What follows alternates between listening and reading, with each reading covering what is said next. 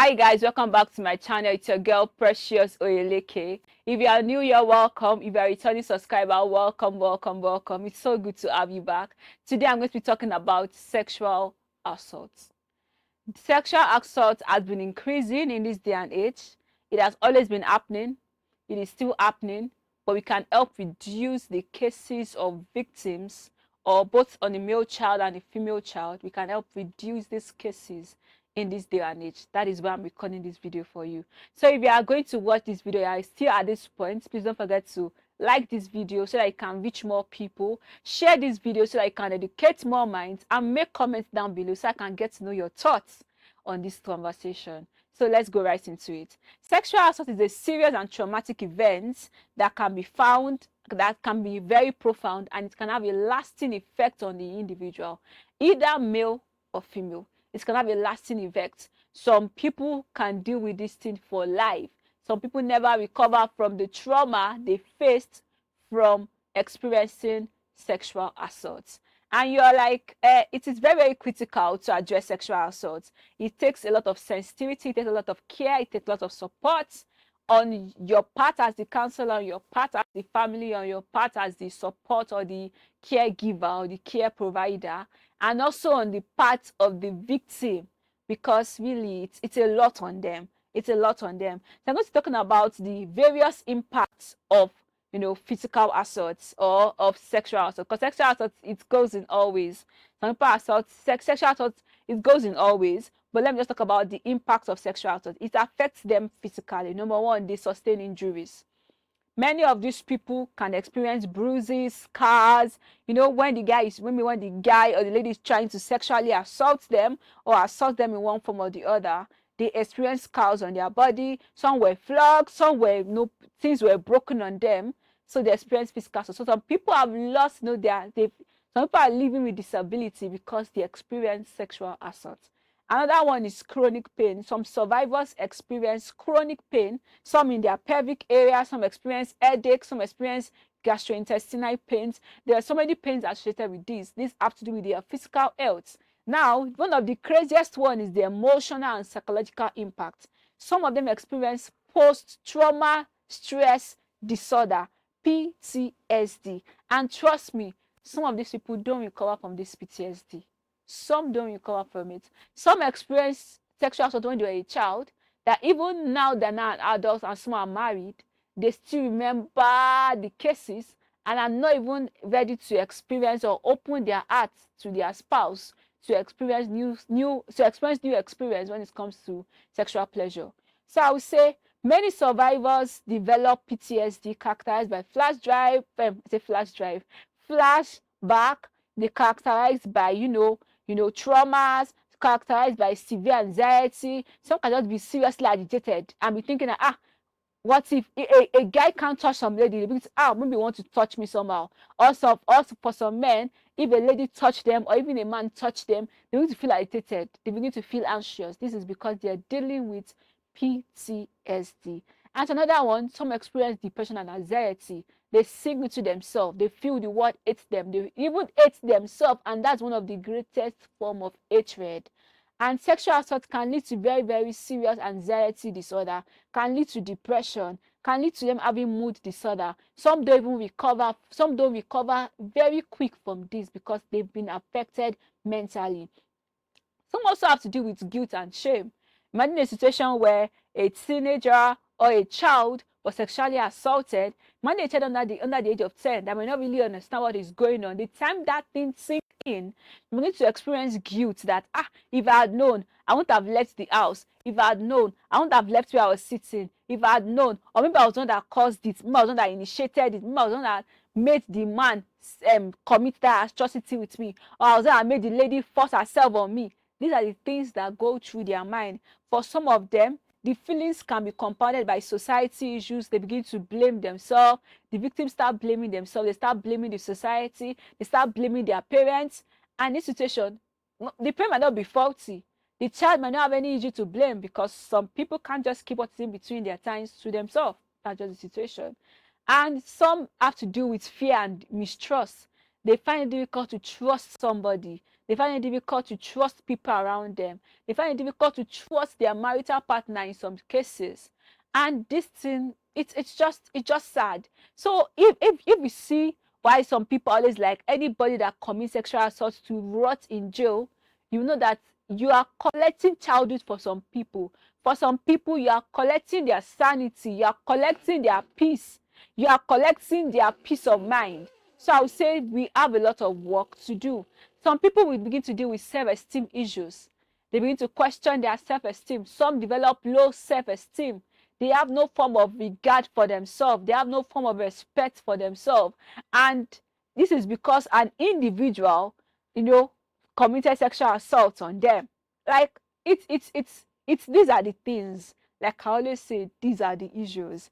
Some also have to do with behavioral impacts. They begin to expose themselves to substance abuse. Some begin to expose themselves to, pornographic videos. Some begin to engage in, is also engage in sexual activity because they're like, and what's there as long as they've experienced it once. Some become sexual workers not because they want to, but because they're like, what's there, they've actually been assaulted, so there's no point, there's nothing they are doing again. And these things are the issues. Some begin to self-harm themselves, begin to injure themselves. Some even want to take their life. Some want to commit suicide because they really really hate themselves. Another one is social impact. Some of these individuals isolate themselves. So when I say that sexual assault, it's a really sad thing, and every day on blogs, every day on social media, I keep seeing cases of individuals that have been sexually assaulted. Day in, day out, there are reports. Day in, day out, there are news. Day in, day out, we keep seeing information on things like this. And now we say is that it makes them begin to experience relationship difficulty. They don't want to enter a relationship. They don't want to be with any partner. They want to be on their own. They want to be on their own. These are the issues. For some people, it affects their work. So for some people, it affects them in school. They don't want to mix with people in school. They don't want to mix with people at work. They find it easy to even stay at work because they are anxious, because they are dealing with depression, because they are dealing with PTSD from the situation that occurred. And some of the long-term impacts is that some of them deal with STI. They deal with sexually transmitted infection / HIV. Some of them deal with fertility issues. Some of them will never, like for life, they will. Imagine an individual get HIV from a sexual assault. That lady will never, or that guy will never recover from it for life. If we keep attaching the STI to that particular predicament. For some, it leads to a like mental illness. Some lose their mind. For some, it affects their future relationship. So how can we help? How can we help this individual? Number one, encourage them to take therapy. You as the family, you have to support them during this period. You have to be there for them during this period. You have to be there for them. You have to be there for them emotionally. You have to be there for them mentally, physical wise. Some might be sick physically. You have to be there for them. Some might be sick emotionally, mentally. You have to be there for them. Support them. They need their support system during this period.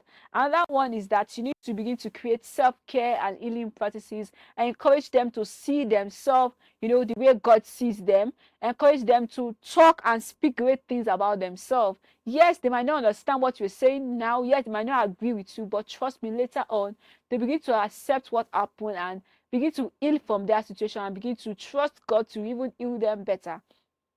And now what I would say is that you are now way to support and help them is seeking legal help.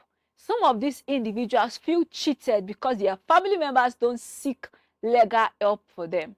Their family members keep and cover these issues because they're like, they don't want it to affect, and they don't want the child's name. They don't want this, they don't want that. But seriously, the child will feel cheated for life. The child might even hate the parents or hate the family members for life because they experienced sexual assault and the family was not in any way able to report. Even if you have to report to the police, the child will see, oh, you made an effort. At least make an effort on your side. Make an effort on your side.